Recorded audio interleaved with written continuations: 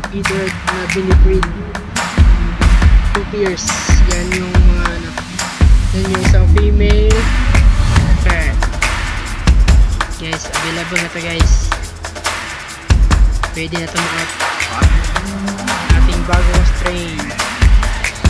Yan guys. At napunit na yung male guys kasi yan guys. Maldita yung female guys.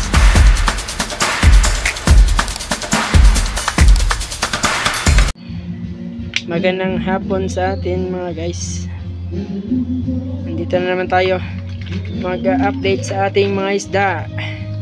At sabay na natin itong pakainin ng BBS guys. Ito yung ating BBS. Ito guys. Ito yung ating mga isda dito guys. Yan mga fry. Yan dito. Kaka-water change lang natin guys. And wala pang isda. I-stack na natin muna yung tubig. Guys, yan yung ating isda guys. At magsimula tayo dito sa ating albino silverado red tail. Yung mga juby size. Yan guys. At dito yung ating mga AFR. Mga AFR na 1 month old. Ay hindi pala to 1 month guys. 3 weeks pa siguro guys, or 2 weeks ba. Yan yung ating AFR. Mag-wait na lang tayo guys na merong ano, male na ipapares natin dyan guys sa ating female na ribbon AFR. Yan guys. At dito naman yung ating feeder. Yan guys. Yan guys, yung ating feeder na binibreed. At dito naman sa kabila yung ating albino silverado red tail pa rin guys.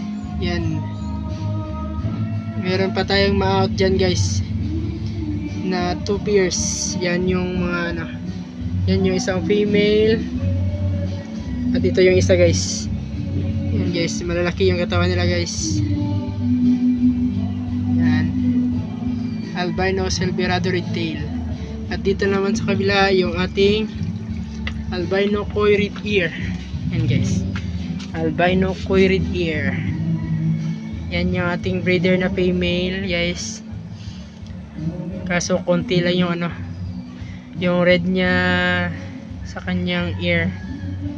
Ganun talaga pag female ng albino silverado, albino koi red ear.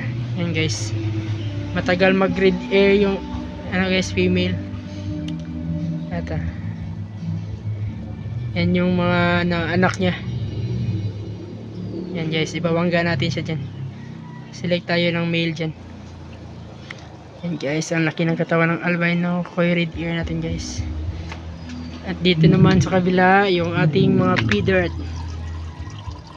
Yan guys, feeder guys, available na to guys. Pwede na to ma-out.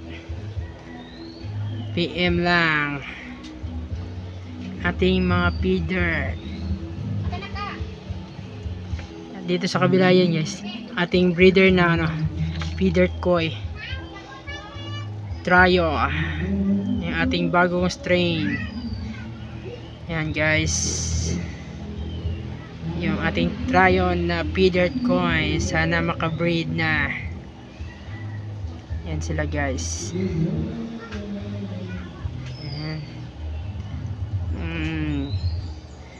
Napakasipag ng male guys, sana makabreed agad.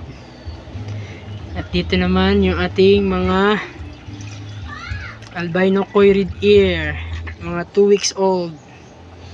And guys, ang linaw ng tubig guys kasi kaka water change ko pa lang.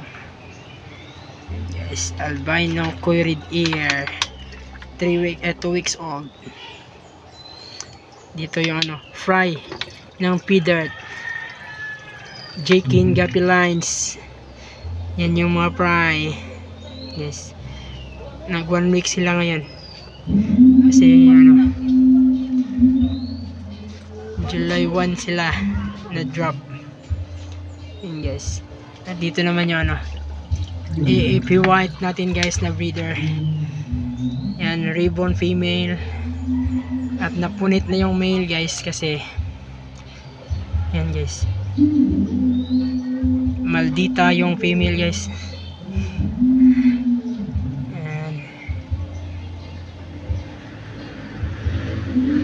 Yan, galing. Mag-breed lang kayo guys. Sana mag-breed. Yan yung ating mga isda dito. At dito sa taas yung ating mga 1 month old na AAP white. Yan guys, albino full platinum white. Dito naman is ESRT na 1 month old. Dito sa kabila yung ating ABT 1 month old guys. Meron tayong pair na AFR dito guys. Yan guys, ribbon yung female yan guys.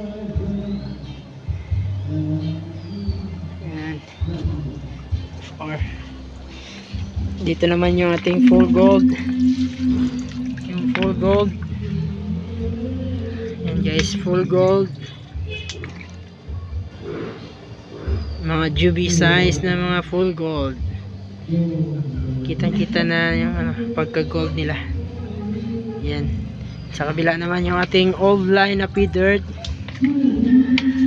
Yan guys. Yan guys, yan yung old line natin na P-dirt guys. Yan. At dito naman sa kabila yung ating Dombo Air na mga fry. Dombo Air mosaic. At dito yung mga female ng ating P-dirt na pwede na ma-out guys. Virgin na virgin guys. P-dirt female. Yan, ang lalaki na katawan. At dito naman yung yung mga 1 month old na ASRT.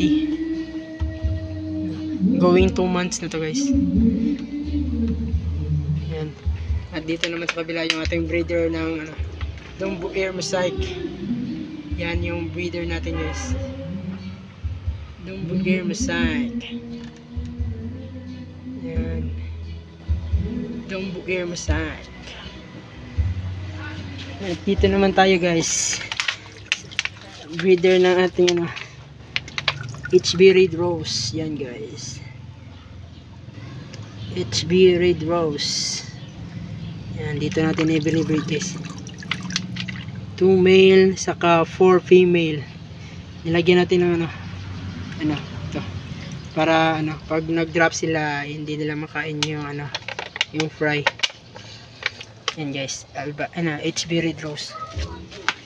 At dito naman sa kabila yung ating P-dirt.